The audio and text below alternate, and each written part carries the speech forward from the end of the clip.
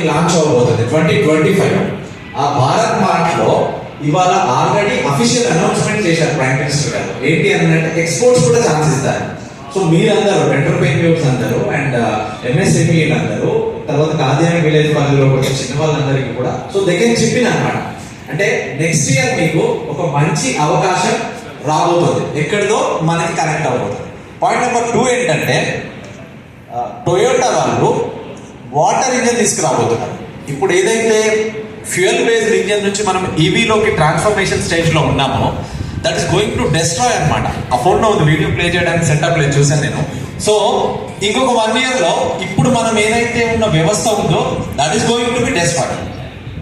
నేను ఈ కాంటెక్స్ట్లో మీకు రిక్వెస్ట్ చేసేది ఏంటంటే ఇది కేవలం మీరు అప్డేట్గా చూడకండి దయచేసి.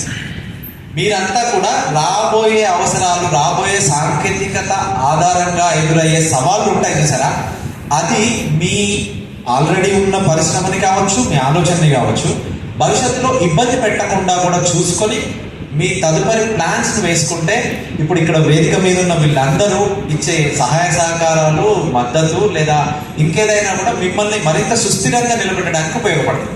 యాజ్ అ వెల్ విషర్గా, యాజ్ అ కమ్యూనికేషన్ ఆఫీసర్గా ఇది చెప్పడం నా బాధ్యత అని అనుకున్నాను. Thank you for giving this opportunity. Thank you.